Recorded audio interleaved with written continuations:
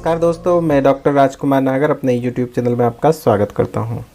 आज जिस बीमारी के बारे में हम पढ़ने जा रहे हैं वो है एक्ने वल्गरिस, जो कि बहुत कॉमनली हमारे पास पेशेंट आते हैं और जिसमें कि होम्योपैथी का बहुत अच्छा काम है या रोल है और काफ़ी पेशेंट मैंने इस बीमारी के ठीक किए हैं। और आज मैं आपको बताने जा रहा हूँ कि एक्ने वल्गरिस होती क्या है, इसके क्लिनिकल वेरिएंट्स क्या है, कॉज क्या है, इसका मैनेजमेंट क्या है और होम्योपैथिक दवाई कौन कौन सी दवाई इसमें होम्योपैथिकली बहुत अच्छा काम करती है, आज हम सब देखेंगे। तो चलिए शुरू करते हैं एक्ने वल्गरिस। तो पहले ये समझ लेते हैं एक्ने वल्गरिस होती क्या है। It is a disorder of pilosebaceous complexes या pilosebaceous glands which predominantly affect the peripubertal population. Pilosebaceous gland जो कि फेस में होती है या बॉडी में भी होती है, which is predominantly affect the peripubertal population, जो जनरेशन्स प्यूबर्टी में एंटर करने वाली है या पेरीप्यूबर्टल पॉपुलेशन में ही होती है। तो it is a disorder of pilosebaceous complex which predominantly affect the peripubertal populations. अगर हम इसके क्लिनिकल मैनिफेस्टेशन की बात करें, किस किस रूप में दिखाई देते हैं क्लिनिक्स में, तो एक कॉमेडोन्स हो सकते हैं, पप्यूल्स हो सकते हैं, नोड्यूल्स हो सकते हैं, पस्ट्यूल्स हो सकते हैं एंड सिस्ट भी हो सकते हैं और हीलिंग स्कार के रूप में भी हमें देखने को एक्ने वल्गरिस मिलती है। लोकेशंस बहुत अलग अलग हो सकती है but most common locations face ही होती है, फेस होता है। तो आज हम देखेंगे आगे जाके कि एक्ने वल्गरिस होती क्यों है। तो चलिए देखते हैं ईटियोलॉजी। तो ईटियोलॉजी में क्या होता है, क्योंकि पाइलोसेबेशियस कॉम्प्लेक्स का इसमें इन्वॉल्वमेंट है, पाइलोसेबेशियस ग्लैंड की वजह से होता है। तो पाइलोसेबेशियस ग्लैंड प्रोड्यूस करती है सीबम। अगर इंक्रीज्ड सीबम अगर प्रोड्यूस करने लगे तो भी एक्ने वल्गरिस हो सकती है। और जो ट्रैक होता है, जो मैं आगे बताऊंगा आपको, या फिर माइक्रोबियल कोलोनाइजेशन हो जाए, जिसमें कि बहुत इंपॉर्टेंट बैक्टीरिया होता है प्रोपिनोबैक्टीरियम एक्नी। तो प्रोपिनोबैक्टीरियम एक्नी का अगर इन्फ्लेमेशन की वजह से हो सकता है, और ये नॉर्मल कॉमन सेल होता है पाइलोसेबेशियस ग्लैंड्स का, अगर ये एक्टिव हो जाए और ये इन्फ्लेमेशन प्रोड्यूस कर दे तो ये एक्नी कॉज कर सकता है, बट ये नॉर्मल कॉमन सेल होता है। अगर हम आगे बात करें, इसी वेरिएंट है प्रोपिनोबैक्टीरियम का, वो है ग्रेनुलोसम। प्रोपिनोबैक्टीरियम ग्रेनुलोसम की वजह से हो सकता है, मार्सेजिया फुरफुर की वजह से हो सकता है और कोगुलेस माइक्रोकोकाई की वजह से भी हो सकता है अगर माइक्रोबियल कोलोनाइजेशन हो। बट जो इंपॉर्टेंट है वो प्रोपिनोबैक्टीरियम एक्नी है। ऑक्लूजन ऑफ पाइलोसेबेशियस ओपनिंग, आगे हम देखेंगे, या तो इंक्रीज्ड सीबम प्रोडक्शन हो जाए या पाइलोसेबेशियस ओपनिंग ब्लॉक हो जाए, जिसे हम बोलते हैं पोर्स या छिद्र का बंद हो जाना, जिसकी वजह से भी एक्नी हो सकती है, या फिर माइक्रोबियल कोलोनाइजेशन, ये नॉर्मल कॉमन सेल जो होता है प्रोपिनोबैक्टीरियम एक्नी, उसकी वजह से भी हो सकता है या होता है।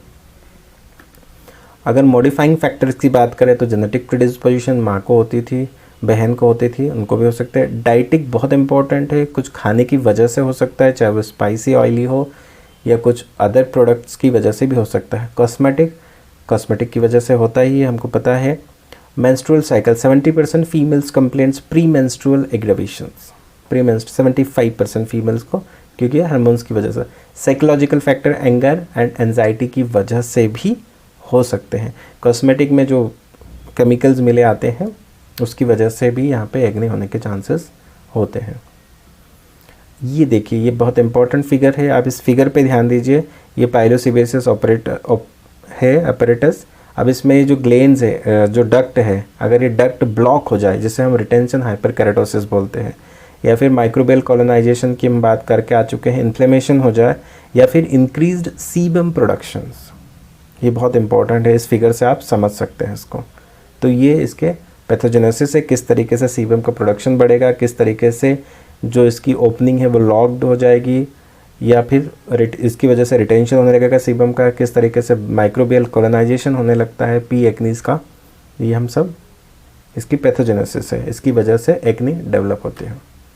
ये कुछ वेरिएंट्स जो कि बहुत स्पेसिफिक, बहुत ज़्यादा क्लिनिकली तो नहीं मिलते हैं, बट जैसे क्लोरेंस लिखा हुआ है, क्लोरेंस variant caused by industrial chemicals like tar, chlorinated hydrocarbons and cutting oils की वजह से ये क्लोरेंस वेरिएंट होता है। अगर हम एक्नी फुल्मिनेंस की बात करें तो जो इसका वेरिएंट से मतलब है टाइप हैं, तो एक्नी फुल्मिनेंस और एक्नी क्लोरेंस। तो आगे हम और देखेंगे किस किस तरह की एक्नी होती है। एक्यूट ऑनसेट होता है, crusted and ulcerated lesion associated with fever, myalgia and arthritis. इस एक्नी फुल्मिनेंस के साथ पेशेंट को फीवर भी आता है, बॉडी एक भी होता है और आर्थराइटिस भी होता है, और स्पेशली प्री एक्सटर्नल एरिया पे होता है, चेस्ट पे ये देखने को मिलता है। और जो ये फ़ोटो आप देख रहे हैं, ये डॉक्टर नीना खन्ना की इलस्ट्रेटेड सिनॉप्सिस ऑफ डर्मेटोलॉजी से लिया गया है। अगर इसके और वेरिएंट की बात करें तो कॉस्मेटिक एक्ने, जैसे हम बात करके आए कि कुछ कॉस्मेटिक्स ऐसे होते हैं जिनका यूज़ करने से एक्ने डेवलप हो जाते हैं चेहरे पे, तो उसको हम कॉस्मेटिक एक्ने बोलते हैं। अगर ड्रग इंड्यूस्ड एक्ने की बात करें तो कुछ कार्टिकोस्टेरॉइड्स होते हैं, androgens, anabolic steroid, OC pills, anti tubercular drug, iodides, bromides and anti convulsant drug की वजह से भी एक्ने डेवलप होता है, जिसे हम ड्रग इंड्यूस्ड एक्ने में कंसिडर करते हैं। इन्फेंटाइल एक्ने, छोटे बच्चों को जो एक्ने हो जाती है। एक्ने एक्जोक्री, एक्ने आफ्टर फेशियल मसाज, कुछ पेशेंट में फेशियल मसाज के बाद एक्ने आ जाती है। Tropical acne, severe variant of acne occurring in the tropics, जिसको ट्रॉपिकल एक्ने इस तरीके से क्लासीफाई किया। अगर कॉस्मेटिक यूज़ करने की वजह से हो तो कॉस्मेटिक एक्ने, ड्रग यूज़ करने की या कोई दवाई की वजह से हो रहा है तो उसे ड्रग इंड्यूस्ड एक्ने, बच्चों में हो रहा है इन्फेंटाइल एक्ने, एक्ने एक्जोक्री। इनकी पूरी डिटेल आपको dermatology of doctor Neena Khanna में मिल जाएगी। क्योंकि लेक्चर बहुत बड़ा हो जाएगा इसलिए हम उसको ज़्यादा डिटेल नहीं कर रहे हैं, फिर भी अगर आप डिटेल देखना चाहें तो डॉक्टर नीना खन्ना की बुक में देख सकते हैं। एग्रेवेटिंग फैक्टर, क्या क्या चीज़ें एक्ने को बढ़ा देती है, तो changes in sebaceous activity and hormonal level, तो बिफोर, ड्यूरिंग, प्री मेंस्ट्रुअल या प्री मेंस्ट्रुअल पीरियड या मेंस्ट्रुअल साइकिल, जैसा कि हम देख के आ चुके हैं, तो ये सेबेशियस एक्टिविटी को बढ़ा देती है। हाई ह्यूमिडिटी कंडीशन, यहाँ पे स्वेटिंग ज़्यादा होती है, सीबम प्रोडक्शन बढ़ जाता है। लोकल इरिटेशन और फ्रिक्शन की वजह से भी बढ़ जाता है। रफ और occlusive clothing, cosmetic having greasy base, cosmetic जैसा कि हम पढ़ के आए ग्रीसी बेस होता है, तो ये सीबेशियस ओपनिंग को क्लोज कर सकते हैं या कर देते हैं, जिसकी वजह से भी कॉस्मेटिक की बात होती है। डाइट, चॉकलेट्स, नट्स, फैट्स, कोल्स और कार्बोहाइड्रेट की वजह से ये बढ़ा देते हैं इस चीज़ को, इसलिए ये चीज़ें कम लेनी। ऑयली, ग्रीस और डाइज इन हेयर प्रोडक्शन जो यूज़ होती है उनका भी अपने को यूज़ नहीं है। जो डाइज यूज़ करते हैं उसकी वजह से भी एक्ने आने लगते हैं। ऑयली या ग्रीस बेस वाले केमिकल्स की वजह से भी आने लगते हैं। चॉकलेट, नट्स एंड फैट्स की वजह से भी, कॉस्मेटिक में की वजह से भी एग्रावेट हो जाते हैं एक्ने। अगर हम इसकी इन्वेस्टिगेशन की बात करें तो कोई बहुत स्पेसिफिक इन्वेस्टिगेशन नहीं है, बट अगर किसी फीमेल्स को हो associated with the menstrual irregularities तो we have to go for some specific investigations related to the menstrual irregularities and hirsutism. अगर strategy for treatment of acne की अगर हम बात करें तो treatment must be long term, however symptoms can be reduce and permanent scarring can be minimised. ठीक है, लंबा ट्रीटमेंट चलता है इसमें। तो removal of excessive sebum by washing the affected area 3 times a day with warm water and soup. साबुन गुनगुने पानी से चेहरे को 2 से 3 बार दिन में धोना चाहिए, ये सबसे पहली स्ट्रेटजी है। Topically applied oils and fades example in cosmetic and should be eliminated, कि अगर कॉस्मेटिक एक्ने किसी कॉस्मेटिक या किसी ऑइंटमेंट की वजह से ऐसा हो रहा है तो उसे हमें हटाना होगा। Prevention of pilosebaceous orifice closure by use of mild irritant. The irritant effect causes an increased rate of turnover of the epithelial cells lining the follicular duct. Peeling agents also cause keratolysis, which reduce the cohesiveness of the follicular lining.